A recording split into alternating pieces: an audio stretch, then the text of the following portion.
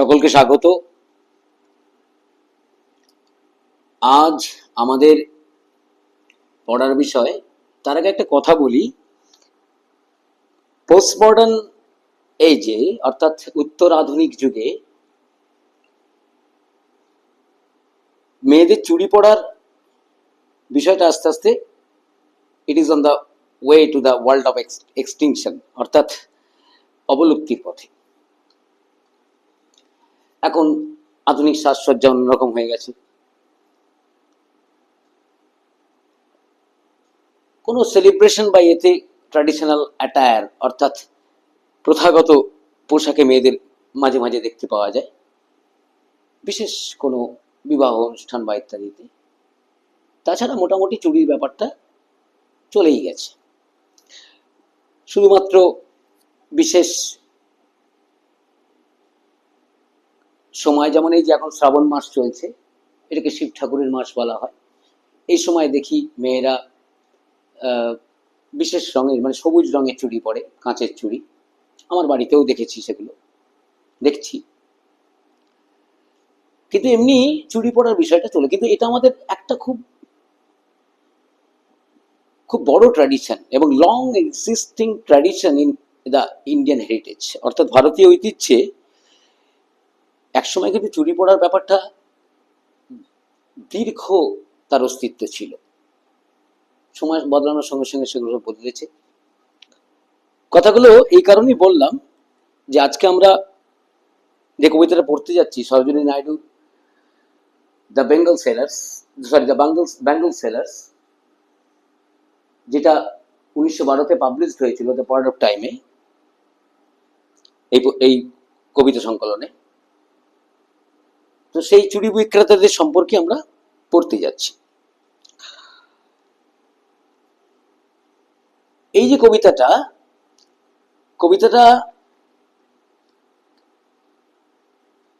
it reveals the vibrant tradition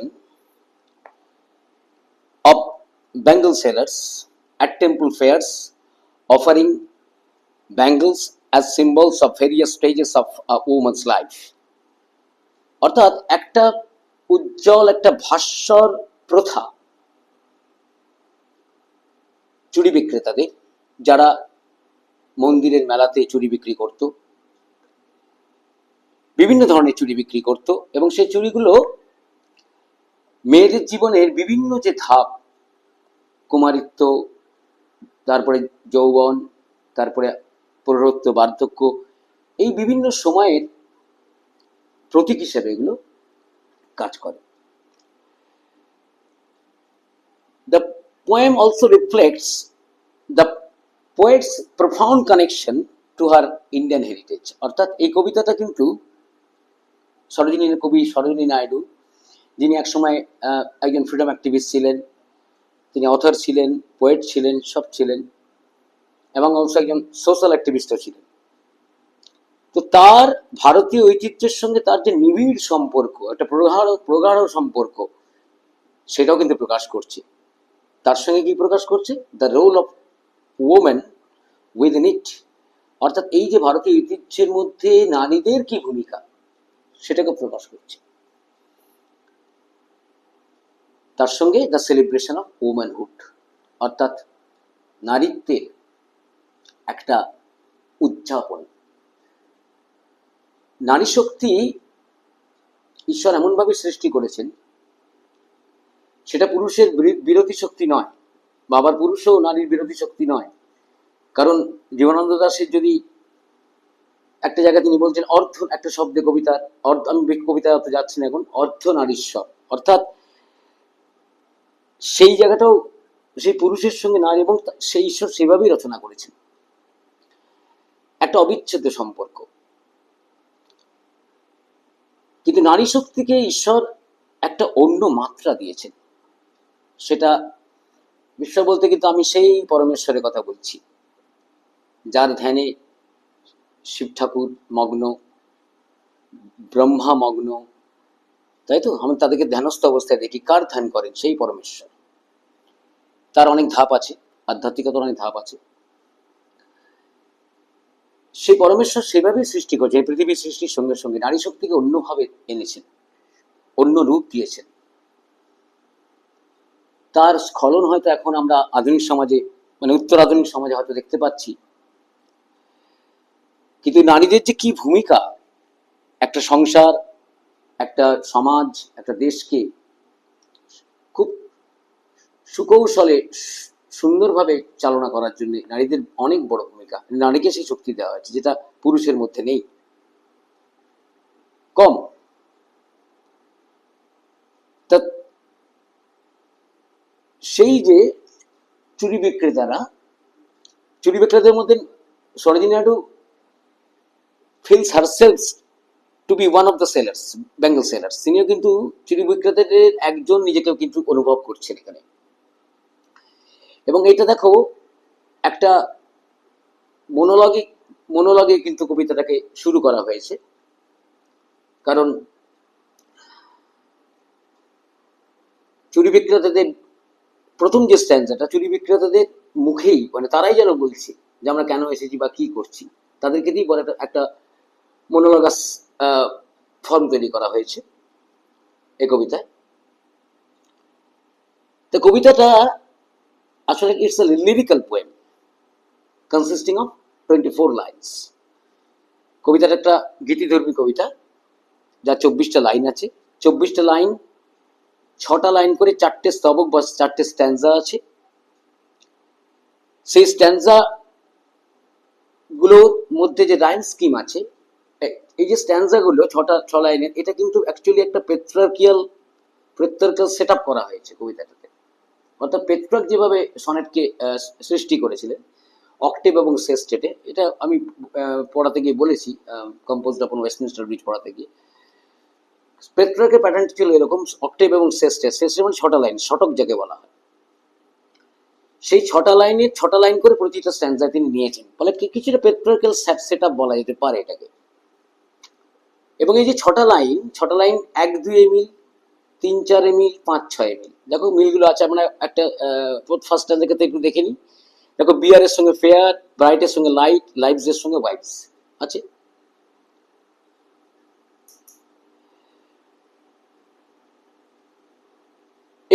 এই প্যাটার্নে কবিতাটাকে করা হয়েছে।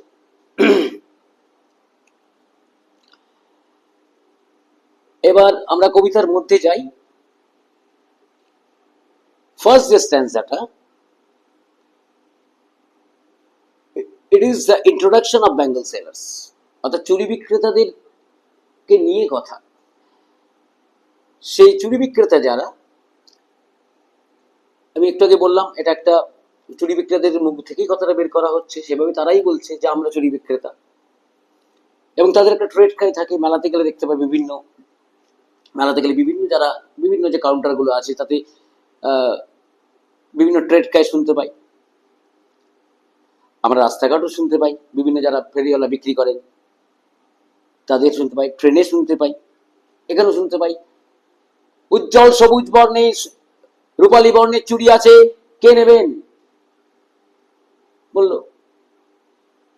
কেউ কেউ বা হিন্দিতেও বলতে পারে, যেখানে যেমন তার একটা ট্রেডকাই আছে,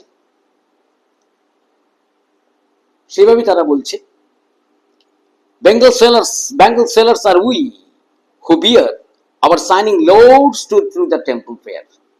বলছে আমরাই হচ্ছে সেই চুরি বিক্রেতা যারা শাইনিং লোডস বলতে এখানে ব্যাঙ্গলসকে বলা হচ্ছে। শাইনিং যেটা উজ্জ্বল, চকমক করছে, চকচক করছে। আবার shining loads to the temple fair, আমরাই হচ্ছে সেই চুরি বিক্রেতা যারা মন্দিরের মেলাতে চুরি বয়ে নিয়ে যায়। Will buy this delicate bright rainbow tinted circles of light, দেখো একবার বললেন লোডস, একবার বলছেন সার্কলস মানে বৃত্ত, চুরিকে বলছেন। Who will buy, মানে তারা এগুলো ট্রেড খায়, চিৎকার করি তারা বলছে কে কিনবে, কে নেবে এই সুন্দর উজ্জ্বল রামধনু বর্ণে রঞ্জিত আলোকোজ্জ্বল বৃত্তগুলো, মানে চুড়িগুলো কে নেবে। Lustrous tokens of radiant lights. Lustrous means having a glow or lustre, একটা দ্যুতি আছে, উজ্জ্বলতা আছে যার। আর token means here expression, tokens means expression, অর্থাৎ রেডিয়েন্ট লাইফ, অর্থাৎ ভাস্বর জীবনের, উজ্জ্বল জীবনের একটা উজ্জ্বলতা পূর্ণ প্রকাশ আছে, মানে চুরির মধ্যেই আছে। তারা বলছে চিৎকার করে, কাদের জন্য? For happy daughters and happy wife's, অর্থাৎ সুখী মেয়েদের জন্য, সুখী স্ত্রীদের জন্য। ঠিক আছে, কে নেবেন? বাড়িতে তো মা বউ মেয়েরা আছে, তাদের জন্য নিয়ে যান, এই এই চুড়ি আছে। ঠিক আছে, সেকেন্ড স্ট্যান্সাটা যেটা, এটা মূলত talking about different kinds of bangles, বিভিন্ন ধরনের চুরির কথা বলছে, পরেও বলছে, মানে সেকেন্ড, থার্ড এবং ফোর্থ স্ট্যান্সাতে। সেকেন্ড স্ট্যান্সা মূলত তিনটে স্ট্যান্সার মধ্যে three different stages of life, women life, অর্থাৎ মহিলাদের জীবনের যে তিনটে ধাপ আছে, সেই তিনটে ধাপের কথা বলছেন। প্রথম যে ধাপটা সেটা হচ্ছে কুমারী মেয়েদের জন্য। কুমারী মেয়েদের জন্য যে সেকেন্ড স্ট্যান্সাটা, তাতে বলছেন some are meet for a maiden's wrist, অর্থাৎ কুমারী মেয়েদের মণিবন্ধের জন্য কিছু আছে, কিছু চুড়ি আছে যেটা তাদের চুড়ি, ওই তাদের মণিবন্ধের জন্য উপযুক্ত। কি চুড়ি সেগুলো? Silver and blue as the mountain mist, রূপলি চুড়ি এবং নীল চুড়ি, ঠিক যেমন পাহাড়ের গায়ে কুয়াশা দেখা যায়। ঠিক আছে, মাউন্টেন মিস্ট, কুয়াশাটা দূর থেকে কিন্তু নীল নীলাভ দেখায় পরবর্তী। তার কারণ আছে, it is because of the refraction of light, আলোর প্রতিসরণের কারণে এটা হয়। তার গভীর ব্যাখ্যা গেলাম না, শুধু কারণটা বললাম। এবং এই যে সিলভার এবং ব্লু, রূপলি বর্ণের চুড়ি, নীল বর্ণের চুড়ি, এগুলো for maidens, bangles for maidens, যারা কুমারী মেয়ে তাদের জন্য। Some are flushed like the birds that dream, কোন কোন চুড়ি সেই কুড়ির মতন, ফুলের কুড়ি যেমন থাকে, যে কুড়ি স্বপ্নের কথা বলে, স্বপ্নের আলোক রাজ্যে প্রবেশ করায়, ভাবনার রাজ্যে প্রবেশ করায়, সেই রকম দ্যুতিময় উজ্জ্বল চুড়ি। On the tranquil brow of A woodland stream, অর্থাৎ একটা বনভূমির যে নদী, স্ট্রিম ছোট নদীকে বলে, বনভূমির যে ছোট নদী, সেই ছোট নদীর যে একটা প্রশান্ত ধারা, সেই প্রশান্ত ধারাতে যেমন দ্য ড্রিম অন, মানে সেই তার যে ভাবনা, কুড়ি যেমন সেইভাবে চলমান স্রোতের মধ্যে পড়ে তার প্রস্ফুটন অনেক সময় হয়, সেরকম ভাবে যেমন তাদের ভাবনারও ঠিক প্রস্ফুটন। কারণ কুমারী মেয়েদের মধ্যে অনেক ভাবনার ভিড় তৈরি হয়, অনেক ভাবনার ভিড়। ঠিক আছে, সেই ভাবনাগুলো আস্তে আস্তে প্রস্ফুটিত হয়, সেটা প্রস্ফুটনের প্রয়োজন আছে, অনেক সময় সেটাকে থামিয়ে দেওয়া হয়, সেটা খারাপ। এটা একটা সাইকোলজিক্যাল স্কার তৈরি হয়, কারণ ভাবনা তাদের মধ্যে আসবেই, কারণ বয়স সন্ধিকাল আসার সঙ্গে সঙ্গে তাদের মধ্যে বিভিন্ন ধরনের ভাবনা আসবে, নেগেটিভ আসবে, পজিটিভ আসবে, সবই আসবে। এবার বড়দের উচিত সেটাকে ঠিক পথে চালিত করে দেওয়া, সব ভাবনা আসবে। ঠিক আছে, এবং এমন কোনো ভাবনা যেটাকে সে গোপন করে বয়ে নিয়ে চলবে, তেমন ভাবনাও আজ থাকে। Some are aglow with the bloom that cleaves, কিছু কিছু উজ্জ্বল হয়ে আছে। আগ্লো মিন্স সেখানে pseudo preposition, aglow on glow, pseudo ছদ্মবেশী preposition. Some are aglow with the bloom that cleaves, কিছু উজ্জ্বল হয়ে আছে সেই দুটি নিয়ে, যেটা যে দুটিটা আস্তে আস্তে ছড়িয়ে পড়ে, ভেঙে যায়, ক্রমশ উজ্জ্বল হয়ে যায়। একটু আগে বলছিলাম ভাবনার প্রসারণ ঘটে এই এই এই যারা কুমারী মেয়ে, যারা কুমারীদের ক্ষেত্রে এগুলো ঘটে, ছেলেদের ক্ষেত্রেও ঘটে অ্যাডোলসেন্ট পিরিয়ডে। বিভিন্ন ধরনের ভাবনার আগমন, সমস্ত একটা জগা খিচুড়ি চিন্তা ভাবনা, সব অনেক কিছু থাকে। To the limpid glory of newborn leaves, limpid glory বলতে, লিম্পিড বলতে ক্লিয়ার, ট্রান্সপারেন্ট, স্পষ্ট, পরিষ্কার, যেটা স্বচ্ছ, একটা স্বচ্ছ গৌরব। কিসের গৌরব? Of newborn leaves. একটা নতুন পাতা যখন জন্মায় সেটা যেমন ভাবে উজ্জ্বল হয়, সবল হয়, সতেজ হয়, ঠিক তেমনি ভাবেই একটা খুব পরিচ্ছন্ন একটা স্বচ্ছ গৌরব যেন তাদের মধ্যে দেখা যায়, বড় হয়ে ওঠার গৌরব তৈরি হয় এটা। ঠিক আছে, কুমারী মেয়েদের মধ্যে এটা তৈরি হয়। থার্ড স্ট্যান্সা যেটা, সেটা হচ্ছে মূলত transition of life from a young girl to a wife. অর্থাৎ একটি ছোট্ট মেয়ে থেকে যখন সে ওয়াইফ হচ্ছে, স্ত্রী হচ্ছে, বিয়ে হচ্ছে যখন, ঠিক সেই জায়গাটাকে ক্লিয়ার করছে। বলছেন summer like fields of sunlit sunlit মানে সানলাইটেড, সূর্যালোকিত শস্য। সেই সূর্যালোকিত হলুদ বর্ণের যে শস্য, সেই শস্যের যেমন মাঠ বা প্রান্তর দেখা যায় তার মতো হলুদ। এবং আমি বললাম কথাটা যে গোল্ডেন ইয়েলোটা এটা মূলত ব্রাইডসদের জন্য, এই কালারটা গোল্ডেন ইয়েলোটা, মানে যারা সদ্য বিবাহিত যারা মেয়েরা তারা এই বর্ণটাকে পছন্দ করে এবং এটা পরে। এর কিন্তু কালার মানে সঙ্গত কারণ আছে। রং আমাদের জীবনে অনেক বড় প্রভাব ফেলে, রঙের অনেক ভূমিকা আছে। ঠিক আছে, আমাদের দেহে, আমাদের মনে রঙের অনেক প্রভাব আছে এবং ফিল করবে এটা। দেখবে কোনো শার্ট বা কোনো জামা তুমি পরছো যেদিনকে, দেখবে ওই শার্টটা বা ওই জামাটা পরলে তুমি খুব কনফিডেন্ট ফিল করো, বা ওই শার্টটা বা ওই জামাটা, ওই কালারের জামাটা পরলে তুমি যে কোনো কাজ তোমার সফল হয়ে যায়। ওয়াই? কারণ এর মধ্যে অনেক ভূমিকা আছে, এর ব্যাখ্যা আমি যাচ্ছি না, এর কিছু অ্যাস্ট্রোলজিক্যাল এক্সপ্লেনেশন আছে, বিরাট ভূমিকা আছে কালারের। তো ওই ব্রাইডদেরকে হলুদ বর্ণের, ওই রকম হলুদ, একেবারে সূর্যালোকিত সেই হলুদ, শস্যের যেমন রং হয় ঠিক তেমনি। Meet for a bride on her bridal morn, মানে এইটা সেই হলুদ বর্ণের যে চুড়িটা, সেটা সেই কুমারী, সেই বিবাহিত মেয়েদের জন্য যারা তার বৈবাহিক জীবনের প্রথম সকালকে দেখছে, সূচনাকে দেখছে, সূচনা যখন তার বৈবাহিক জীবনের সূচনা হচ্ছে, তখন তার জন্য ওই গোল্ডেন ইয়েলোটা উপযুক্ত। Some like the flame of her marriage fire, কিছু তৈরি তার বৈবাহিক জীবনের যে আগুন, সে আগুনের শিখার মতো কিছু দরকার, কিছু প্রয়োজন, কিছু জড়িয়ে আছে।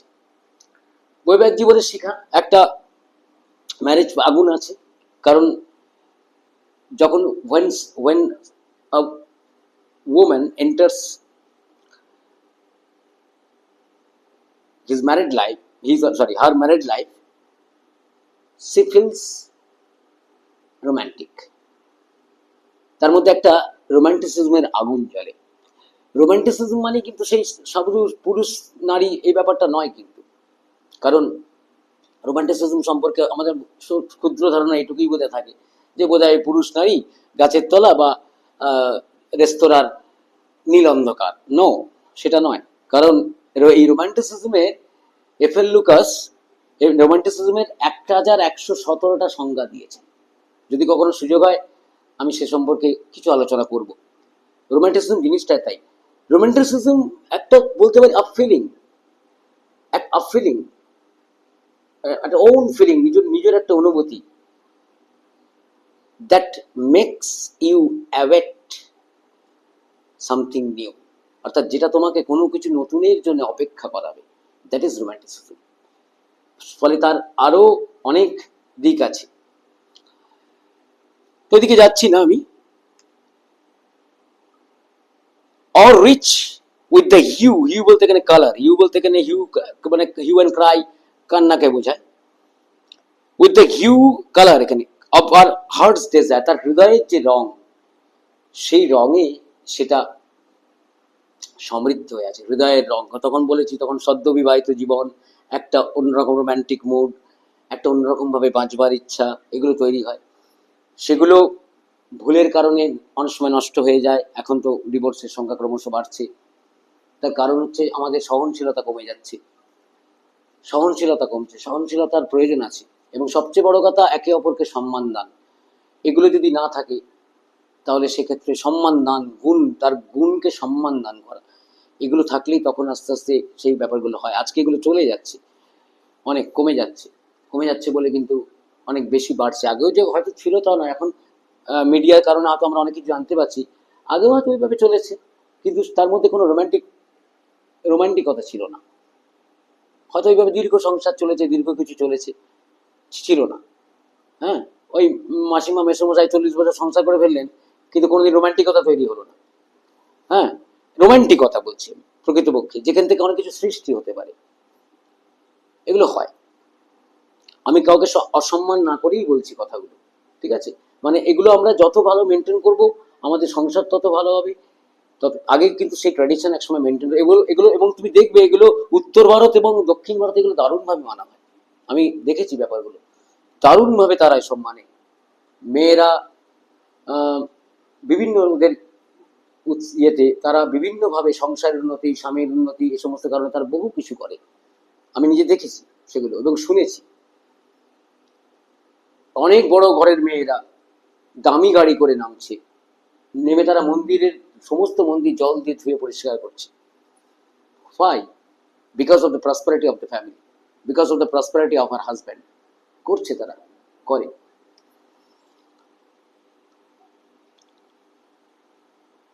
টিঙ্কলিং, লিউমিনাস, টেন্ডার অ্যান্ড ক্লিয়ার, এই যে চুড়িগুলোর মধ্যে বলছে কোনোটা চকমক করছে, ঝলমল করছে, কোনোটা আলোকোজ্জ্বল, কোনোটা কোমল, কোনোটা বা পরিচ্ছন্ন।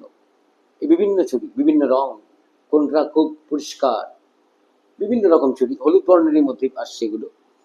লাইক হার ব্রাইডাল লাফটার, বিভিন্ন চুড়ি কিরকম, তার সেই বৈবাহিক জীবনের যে হাসি, অ্যান্ড ব্রাইডাল টিয়ার, হাসি কান্না সবই থাকবে, এগুলো তো থাকবেই, কারণ কান্নাও থাকবে, কারণ প্রত্যাশা যখন মিট আপ করবে না তখন হবে ব্যাপারগুলো, এগুলো হয়। ওই জন্য সবচেয়ে ভালো প্রত্যাশা না করা, প্রত্যাশা না করে একে অপরের জন্য পরিপূরক হয়ে ওঠা, সেটা অনেক ভালো। প্রত্যাশা করলে তখন নেগেটিভিটিটা বেশি আসে, এটা পেলাম না কেন, এটা বললো না কেন, এটা হলো না কেন, ভালো না এসব। সাহিত্য মানেই তাই, সাহিত্য মানে কিন্তু শুধু কবিতাটা একটা পড়ে চলে গেলাম তা নয়, বা একটা কিছু পড়ে চলে গেলাম। সাহিত্য আমাদের মনকে পিউরিফাই করে, because it is the mirror of the society, where the different activities of the society is reflected. এখানে এই সাহিত্যে সেটা প্রতিফলিত হয়। লাস্ট স্ট্যান্জা যেটা, the life of a woman after marriage, অর্থাৎ একটা মেয়ের বিবাহের পরবর্তী জীবন, সেই জীবনটার কথা বলছে। এখানে তাদের জন্য কোন চুড়ি উপযুক্ত? পার্পল কালার এবং grey, for the mature women. এইগুলোর বর্ণেরও ব্যাপার আছে। আমি বারবার বলছি, কালারের একটা বিরাট ফাংশন আছে আছে তা আসলে একটা ট্র্যাডিশনকে উনি দেখিয়েছেন এখানে। আমি বললাম ইন্ডিয়ান ট্র্যাডিশনকে উনি দেখাচ্ছেন, ইন্ডিয়ান যে হেরিটেজ, একটা মরাল আছে এর মধ্যে।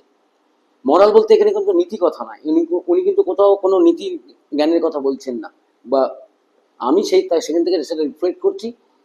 কিন্তু উনি যেটা যে মরালের কথা বলছেন সেটা হচ্ছে, হ্যাঁ অ্যাকচুয়ালি তিনি পরোক্ষে তিনি সেই আমাদেরকে সেই বার্তাটা দিয়ে যাচ্ছেন। সেখানে এই মরাল শব্দটা আমরা জানি নীতি কথা, স্টোরি শেষে মরাল লেখা হয়, বাংলায় মরাল মানে রাজহাঁস। কিন্তু মরাল শব্দটা অ্যাকচুয়ালি একটা ল্যাটিন ওয়ার্ড থেকে আসছে, মস, যার প্লুরাল হচ্ছে Morse, MORES, Morse plural, MOS মস সিঙ্গুলার, MORES মোর্স হচ্ছে ল্যাটিনে প্লুরাল, যার মানে এটিকেট অথবা কাস্টম। এটিকেট একটা সৌজন্য, একটা প্রথা, সেই প্রথার কথাটা তিনি বলছেন। এই প্রথাটা ছিল এবং এটা কিন্তু ট্র্যাডিশনালি মেড, এবং অনেক যুক্তি মেনেই কিন্তু এগুলো করা হতো, কারণ এইগুলোর মধ্যে দিয়ে আমাদের মানসিকতার অনেক পরিবর্তন হয়। ফোর্থ স্ট্যান্জায় আসছি, some are purple and gold flecked grey. কোনোগুলো এই যে একটু আগে বললাম, যারা ম্যাচিওর হবেন তাদের জন্য পার্পল এবং গোল্ড ফ্লেক্ট বলতে স্মল অ্যামাউন্ট, সোনালি সোনালি ধূসর, অল্প সোনালি যুক্ত ধূসর বর্ণের চুড়ি, এবং পার্পল কালারের চুড়ি, যেটা জানো পার্পল কালার টকটাকে লাল টাইপের। ফর শি হু হ্যাজ, সেই তার জন্য, সেই মেয়েদের জন্য এই চুড়ি। কাদের জন্য? Who has journeyed through life midway, যে তার জীবনটা কাটিয়ে মধ্যপথে চলে এসেছে, ঠিক আছে, আমাদের মা কাকিমা মাসিমারা। হুজ হ্যান্ডস হ্যাভ চেরিজড যার হাতগুলো বহু কিছু লালন করেছে, সংসারে অনেক কিছুকে লালন করেছে।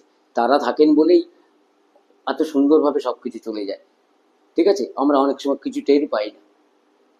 তাদের সেই লালন একটা ছোঁয়া থাকে, সবার জন্য, সবার প্রতি থাকে।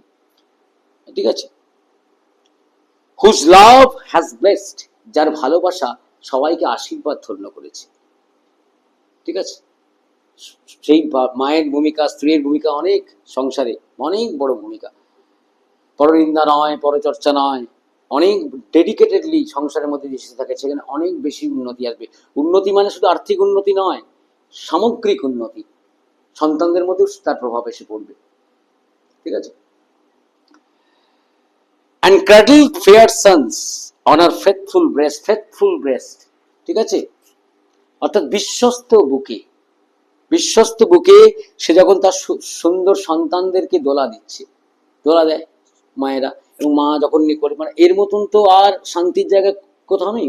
মাদার্স ল্যাপ, মাদার্স ব্রেস্ট, এর মতো আর শান্তির জায়গা কোথাও নেই। মা যদি সেরকম হন, মায়ের সে অরা যখন সন্তানের মধ্যে আসবে, সে অরা যখন সন্তানের মধ্যে আসবে, সে আরো সুন্দর হবে। সমস্ত দুঃখ, সমস্ত গ্লানি যেন মুছে যাবে, সেটা মায়ের বড় ভূমিকা।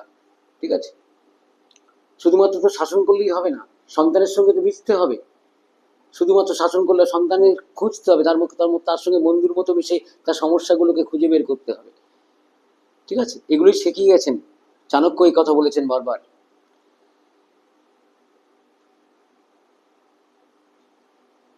and serves her household in fruitful pride, এবং তার গৃহস্থলীর সমস্ত কিছুকে সে সেবা দিচ্ছে, তিনি সেবা দিচ্ছেন, সেই মায়েরা, সেই স্ত্রীরা সেবা দিচ্ছেন, যার মধ্যে একটা ফলদায়ক গর্ব লুকিয়ে আছে। একটা গর্ব, মানে যে গর্বটা সংসারে খুব ফলদায়ক হয়ে উঠছে, ওই গর্ব থাকা ভালো। কোনো কিছু করবার জন্য, কারণ ভালো কাজ করার একটা আনন্দ আছে, একটা গর্ব আছে। ভালো কাজ করা, সেই ভালো কাজ করার জন্য যে গর্ব, সেই গর্ব থাকা ভালো। দ্যাট উইল বেনিফিট আদার্স, এটা অন্যদের পক্ষে খুব উপযোগী, আশীর্বাদ হয়ে উঠবে। অ্যানোরশিপস, এবং পুজো করেন, পূজা অর্চনা করা মানে কিন্তু কতগুলো ফুল ছড়িয়ে দিলাম, কতগুলো অমুক করলাম, তা নয়। কিন্তু পূজা শব্দের অর্থ আমি বলি পয় হর্ষকার বর্গীয় জয়াকার, যদিও বানানটা বহু জায়গায় পয় দীর্ঘকার লেখা হয়, ভুল লেখা হয়। কারণ পূজা শব্দের অর্থটা বুঝতে হবে। পূজা অর্থে পয় হর্ষকার বর্গীয় জয়াকার, অর্থাৎ পুনঃ পুনঃ জাগরণ।